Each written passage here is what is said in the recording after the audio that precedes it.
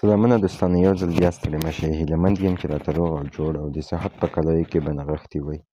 په دې ویډیو کې درته ښایم چې څنګه کولی شو چې باوري طریقه یوټیوب ته په ښکلي مکمله طریقه څنګه کولی شو چې ویډیو اپلوډ کړو.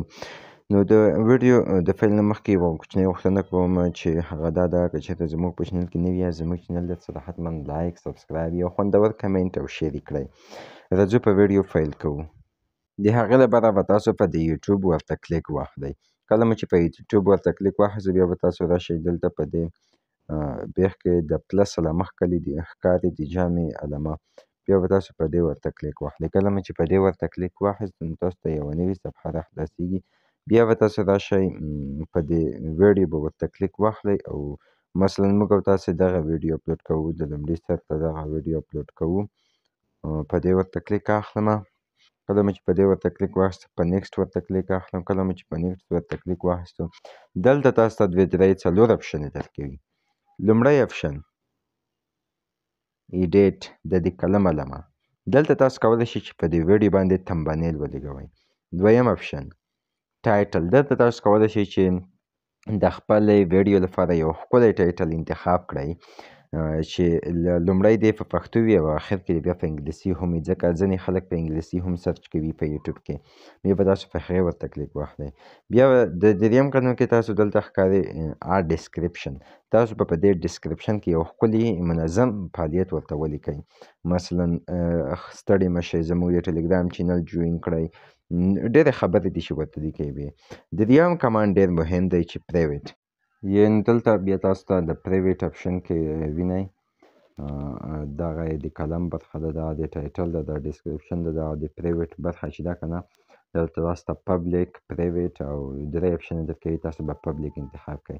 دلته تاسو ته دریم اپشن دی سلیکټ اډینس، دلته تاسو کولی شئ چې خپل ماشومانو لپاره دغه ویډیو ده، نه دا د سترو لپاره ده، د ښځینه لپاره ده، د کوم جنس لپاره ده، تاسو دلته هغه انتخابولی شئ. تاسو به دلته انتخابوئ چې اټس ناټ میډ فور کډز، خو هغه طریقه هم درته ښایم. نو دا به شئ تاسو، موږ او تاسو لاندې راځو. لاندې به تاسو نور څه نه کوئ، یوازې به دلته د کمنټ وګورئ، په نور سیټینګ کې به ګوتې نه وهئ، کمنټ به وګورئ او دا به آن کئ. نو د دې لپاره تاسو دغه کولی شئ. نو موږ او تاسو راځو لومړی په دې قلم ورته کلیک اخلو. زه تمبنیل پرې لګومه، په دې قلم ورته کلیک اخلمه او دلته په دې لومړي سر کې زموږ او تاسو دغه تمبنیل دی، دا مې تمبنیل پرې ولګوم.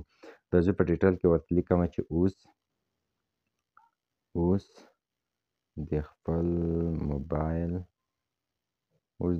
موبایل وی پی این استعمال کړئ. وی پی این استعمال کړئ.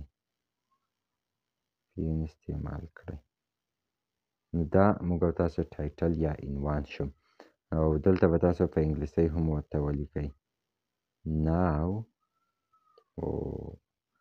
دلته به تاسو په انګلیسي ورته ولیکئ چې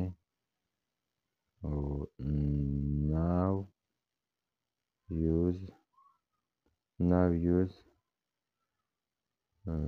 VPN of your own mobile. تاسو به دلته دا ورته ولیکئ، دا به ټکی کئ. ښه اډ ډسکریپشن، په دې ورته کلیک اخلو. دلته به زه یو اوږد ډسکریپشن ولیکم، بیا به یې تاسو ته درښکاره کړم، تر هغې به د ویډیو سټاپ کړم.